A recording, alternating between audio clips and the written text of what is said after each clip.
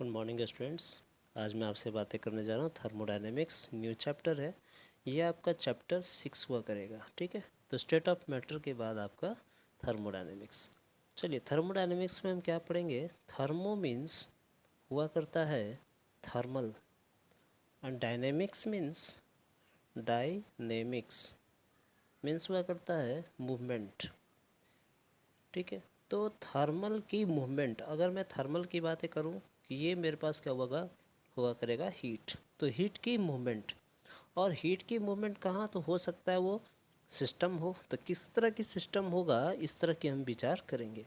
तो सपोज मान लीजिए कि ये मेरे पास क्या है, सिस्टम है।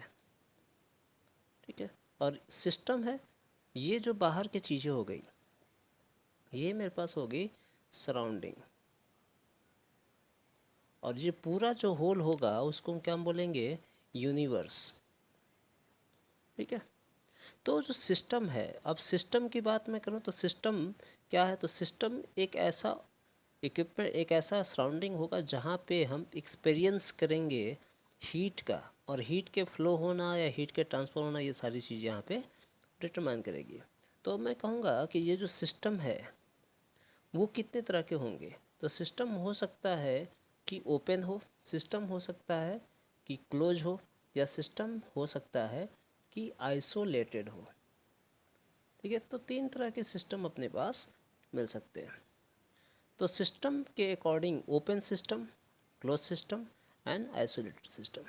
चलिए, तो अगर मैं आपसे ये कहूँ कि जो ओपन सिस्टम है वो क्या होगा, ओपन सिस्टम।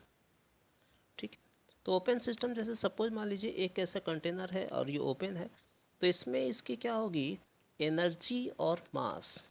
ठीक है, दोनों क्या होंगे, ट्रांसफ़र हो सकते हैं। ठीक है, तो इसका मतलब ये बोल सकते हैं कि energy and mass both can transfer, दोनों क्या हो सकते हैं, ट्रांसफ़र हो सकते हैं। तो इसको क्या बोलेंगे हम, open system both can transfer in nature. ठीक है, आप लोग इसे नोट्स में लिखेंगे। सेकंड चीज़ मैं बात करूँगा, क्लोज सिस्टम क्या होगा। तो क्लोज सिस्टम मतलब कंटेनर को हमने क्या करी, क्लोज कर दिया। तो energy can transfer but mass can not. तो अगर हम इस तरह से बात करेंगे कि जो मेरे पास एनर्जी है वो ट्रांसफ़र हो रही है, यहाँ लिख सकते हैं हम, energy can transfer but mass can not transfer. तो एनर्जी ट्रांसफ़र होगी लेकिन मास ट्रांसफ़र नहीं हो सकती है। ठीक है, ये बातें बिल्कुल समझ में आई आपको। अब मैं इसके बाद तो नेक्स्ट है वो मेरे पास आइसोलेटेड है, आइसोलेटेड सिस्टम के बारे में बात करूँगा। ठीक है, तो आइसोलेटेड सिस्टम क्या है कि ऐसा सिस्टम है जो क्लोज है और आइसोलेटेड किया, जिसमें neither energy nor mass can transfer, दोनों ही चीज़ है, ना वो एनर्जी ट्रांसफ़र होगी ना वो मास ट्रांसफ़र होगी। तो थर्मोडायनेमिक एक क्या है, हम थर्मोडायनेमिक के बाद एक सिस्टम है। तो सिस्टम में या तो हम हीट देंगे या फिर हम हीट इससे रिलीज़ करा दें। तो सिस्टम कभी कभी आपने देखा होगा इंडोथर्मिक होगा, कभी सिस्टम एक्जोथर्मिक होता है। और सिस्टम में एनर्जी हम कैसे प्रोवाइड करेंगे, सिस्टम के अंदर क्या क्या चीज़ें हुआ करती है, वो भी सारी चीज़ें डिस्कस करेंगे।